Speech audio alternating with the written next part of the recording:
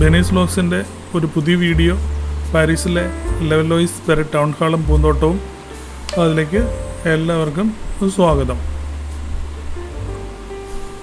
നമ്മുടെ channel subscribe ചെയ്യാത്തവർ എത്രയും പെട്ടെന്ന് സബ്സ്ക്രൈബ് ചെയ്യുക.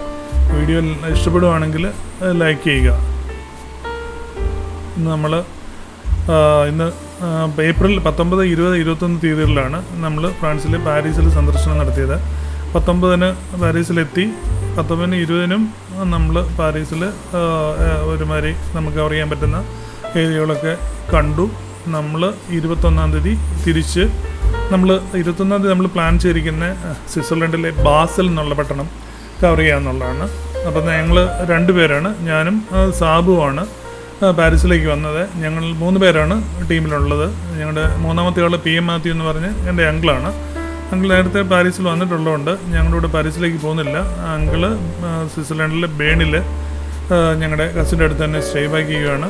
അപ്പോൾ അങ്കിൾ അങ്ങോട്ട് ബാസലിലേക്ക് വരും. ഞങ്ങൾ ഇവിടുന്ന് പാരീസിൽ നിന്ന് ബാസലിലെത്തി ബാസലിൽ ഒന്ന് കറങ്ങുക എന്നുള്ളതാണ്. ബാസൽ എന്ന് പറയുന്ന പട്ടണം സ്വിറ്റ്സർലൻഡിൻ്റെയും ഫ്രാൻസിൻ്റെയും അതുപോലെ തന്നെ ജർമ്മനിയുടെയും കൂടെ 3 രാജ്യങ്ങൾ അതിർത്തി പങ്കിടുന്ന ഒരു പട്ടണമാണ് സ്വിസ്സിലെ ബാസൽ എന്ന് പറഞ്ഞ പട്ടണം. അപ്പോൾ നമ്മൾ അവിടെ പോയി, അവിടെ ഇറങ്ങി, അവിടെ റെയിൽവേ സ്റ്റേഷനിൽ ഇറങ്ങി, അവിടെ നിന്ന് നമ്മൾ ട്രാമിൽ ഈ പറഞ്ഞ ഇതിൻ്റെ ജംഗ്ഷനിലെത്തുക. അപ്പോൾ 2 പാലങ്ങളാണ്. ഒരു നദിയുടെ തൂക്കുപാലമാണ് ഫ്രാൻസിനെയും ഈ പറഞ്ഞ ജർമ്മനിയും തമ്മിൽ ബന്ധിപ്പിക്കുന്നത്. മറ്റൊരു പാലം അത് നദിയല്ല, വേറൊരു ഓവർബ്രിഡ്ജാണ് ഈ സ്വിറ്റ്സർലൻഡിനെയും ജർമ്മനിയും തമ്മിൽ ബന്ധിപ്പിക്കുന്നത്. അപ്പോൾ നമ്മൾ ഈ സ്ഥലത്ത് പോയി അവിടെ ഇതിലൂടെ എല്ലാം കറങ്ങി 3 രാജ്യങ്ങളിലൂടെയൊക്കെ ഒന്ന് കയറി ഇറങ്ങി പോരുക എന്നുള്ളതാണ് നമ്മുടെ ഉദ്ദേശം. അപ്പോൾ ഞങ്ങൾ രാവിലെ റൂമിൽ നിന്ന് ബ്രേക്ക്ഫാസ്റ്റ് ഒക്കെ കഴിഞ്ഞിട്ട് അവിടെ നിന്ന് ഇറങ്ങിയപ്പോഴാണ് ഓർക്കുന്നത്, ഞങ്ങൾ അവിടെ ആദ്യത്തെ ദിവസം റൂം തപ്പി നടന്നപ്പം കണ്ട ഒരു ടൗൺ ഹാളും അതിൻ്റെ മനോഹരമായ പൂന്തോട്ടവും കണ്ടിരുന്നു. അതൊന്നും നമ്മുടെ ക്യാമറയിൽ ഒപ്പിയെടുക്കാൻ പറ്റിയില്ല. അപ്പം ഞങ്ങൾ സാബുവിനെ മെട്രോ സ്റ്റേഷനിൽ നമ്മുടെ ടിക്കറ്റ് എടുക്കാനാക്കി. ഞാൻ ഇപ്പോൾ വരാമെന്നും പറഞ്ഞ് അവിടുന്ന് ഒരു 250 മീറ്റർ ദൂരമുള്ള ഈ ഒരു ടൗൺ ഹാളിലേക്ക് പോന്നു. അപ്പം ടൗൺ ഹാളിൽ ഞാൻ എത്രയും പെട്ടെന്ന് അവിടുത്തെ പൂന്തോട്ടങ്ങളും അതിൻ്റെ ഫ്രണ്ടിലുള്ള ഒരു 1-2 ജലധാരകളുണ്ട്, അതൊക്കെ ഒന്ന് ഒപ്പി എടുത്തിട്ട് വരാമെന്നും പറഞ്ഞ് ഞങ്ങൾ പോകുന്നു. ഞാനിപ്പോൾ അതാണിപ്പോൾ നമ്മൾ കണ്ടുകൊണ്ടിരിക്കുന്നത്.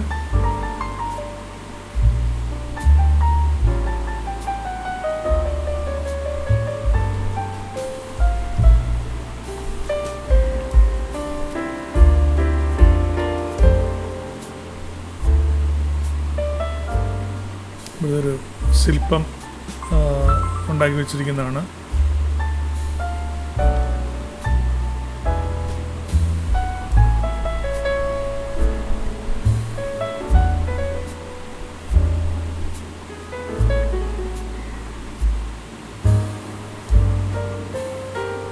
ആൾക്കാർ വരുന്നതാണ് അതിൻ്റെ മെയിൻ എൻട്രൻസ്.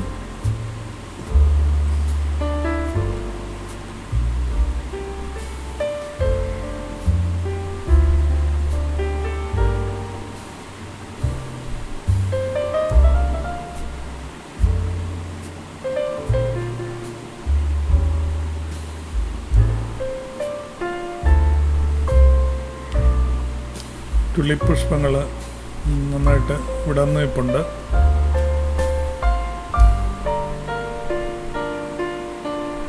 പല കളറിലും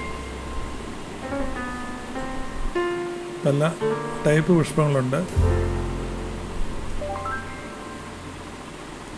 നടപ്പാതയും ഈ പൂന്തോട്ടവും നടപ്പാത ടൈലിട്ട് അതിനെ വേർതിരിച്ചിരിക്കുന്നു. ബാക്കിയുള്ള ഭാഗത്ത് പുല്ല് പാകി അതിൻ്റെ സൈഡ് വഴി ഈ ചെടികൾ നട്ടുപിടിപ്പിച്ചിരിക്കുന്നു. അതെല്ലാം ഇപ്പോൾ പൂത്തെളിഞ്ഞിരിക്കുന്ന സമയമാണ്. വളരെ മനോഹരമാണ്.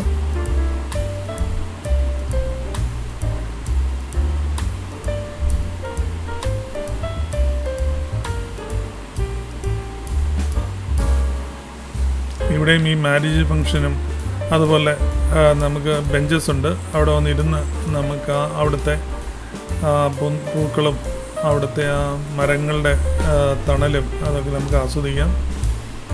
വളരെ ശാന്തതയുള്ളൊരു സ്ഥലമാണ്. നടപ്പാതകൾ ഇതുപോലെ കല്ല് പാകി റെഡിയാക്കിയിരിക്കുകയാണ്. കൂടുതൽ ഈ മഞ്ഞ് വീഴുന്ന ഏത് സ്ഥലങ്ങളിലെല്ലാം ഇതുപോലെയുള്ള ടാറിന് പകരം കല്ലുകളാണ് ഇങ്ങനെ പാകിയിരിക്കുന്നത്. ഇതെല്ലാം ചെസ്റ്റ്നട്ട് മരങ്ങളുണ്ട്. നല്ല മരങ്ങളെല്ലാം വെട്ടി ഒരു ഷേപ്പിൽ റെഡിയാക്കി നിർത്തിയിരിക്കുകയാണ്.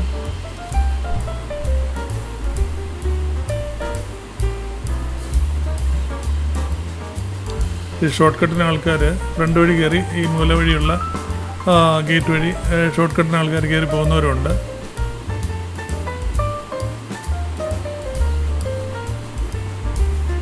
ഇവിടെ എല്ലാം ചാരുബെഞ്ചുകളുണ്ട്. മരത്തിന് കീഴെല്ലാം തണലത്ത് ചാരുബെഞ്ചിലിരുന്ന് നമുക്ക് ഇവിടുത്തെ ഈ ഒരു ആംബിയൻസ് നമുക്ക് ആസ്വദിക്കാം.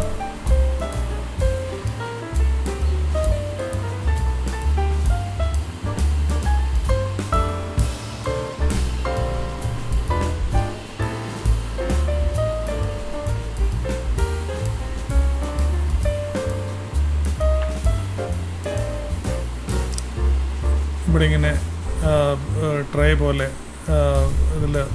അതിലും പൂക്കൾ വളർത്തിയിട്ടുണ്ട്. ഇത് ഈ കല്യാണങ്ങൾക്കുമൊക്കെ വാടകയ്ക്ക് കൊടുക്കുന്ന ഒരു ടൗൺ ഹാള്, നമ്മുടെ കോട്ടയത്തെയൊക്കെ പോലെ അങ്ങനെയുള്ള ടൗൺ ഹാൾ പോലെ വാടകയ്ക്ക് കൊടുക്കുന്നതാണ്. മാമനാമ്പുള്ള ഹാൾ പോലെയുള്ള ഒരു ഹോളാണ്. അതിങ്ങനെ കല്യാണത്തിനൊക്കെ വാടകയ്ക്ക് കൊടുക്കും. അതിൻ്റെ മുന്നിലുള്ള ജലധാരയും സ്റ്റാൻഡിലുള്ള പൂക്കളൊക്കെയാണ് കാണുന്നത്.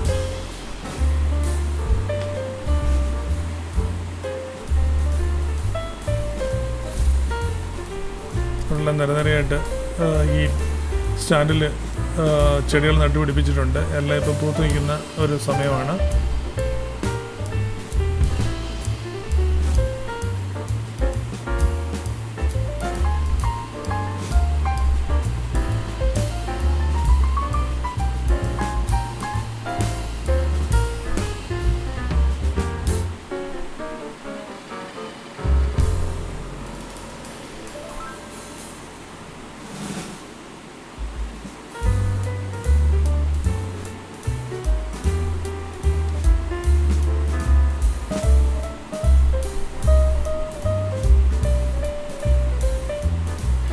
രണ്ട് സൈഡിലും ഫ്രണ്ടിൽ രണ്ട് സൈഡിലും ജലധാരകളുണ്ട്, വലിയ ജലധാരകളുണ്ട്.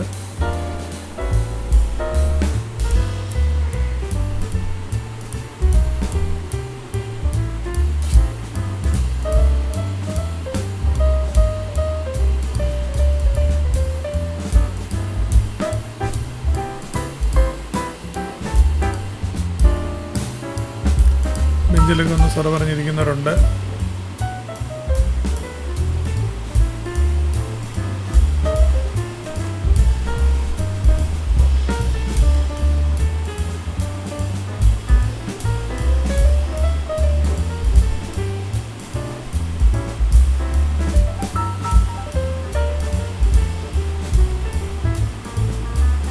ഇതാണ് ടൗൺ ഹാളിൻ്റെ എൻട്രൻസ്.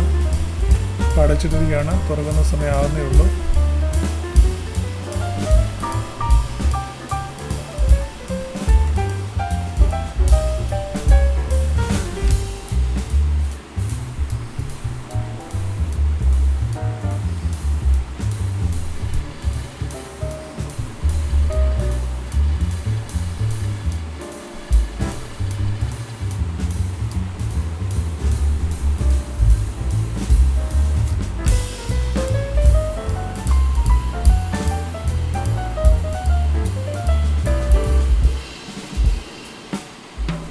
പൊതുവെ പാരീസിൽ വളരെയധികം ഹരിത ഇടങ്ങളുണ്ട്. ആൾക്കാർക്ക് വിശ്രമിക്കാനും ഇങ്ങനെ ശല്യമില്ലാതെ സമയം കളയാനൊക്കെ ആയിട്ടുള്ള ഹരിത ഇടങ്ങൾ ഒത്തിരി സ്ഥലങ്ങളിൽ ഉണ്ട്.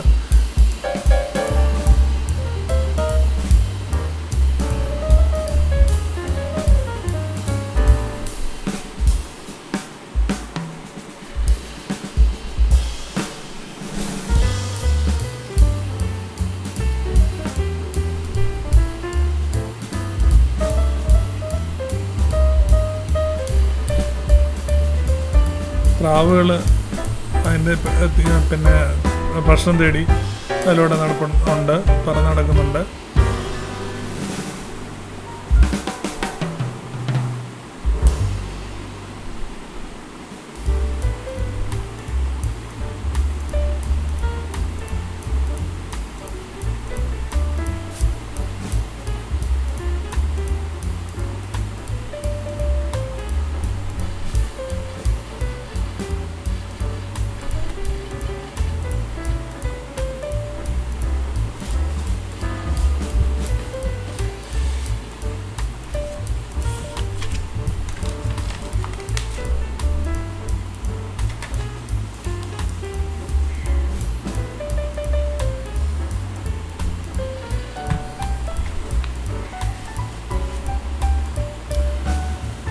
ഞങ്ങളിനി ഇവിടുന്ന് തിരിച്ചു പോകണമെങ്കിൽ ആനറ്റോളി ഫ്രാൻസിൽ നിന്നുള്ള മെട്രോ 3യുടെ സ്റ്റേഷനാണ് ഇതിൻ്റെ തൊട്ടടുത്തുള്ള.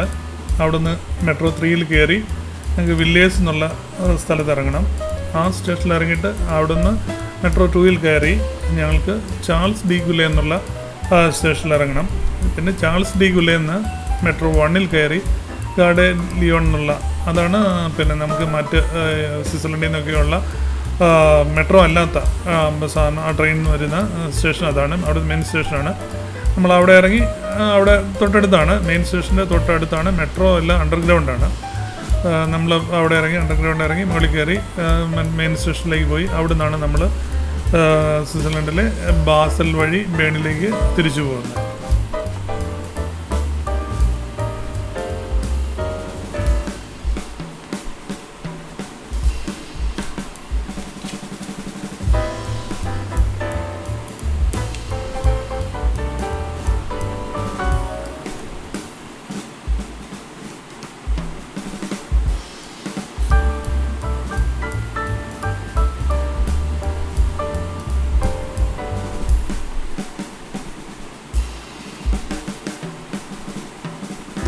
എല്ലാവർക്കും നമ്മുടെ വീഡിയോ ഇഷ്ടപ്പെട്ടെന്ന് കരുതുന്നു.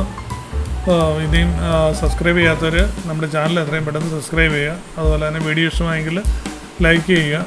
ഇനിയും അടുത്ത ഒരു വീഡിയോ ആയിട്ട് വരുന്നത് വരെ എല്ലാവർക്കും നന്ദി, നമസ്കാരം.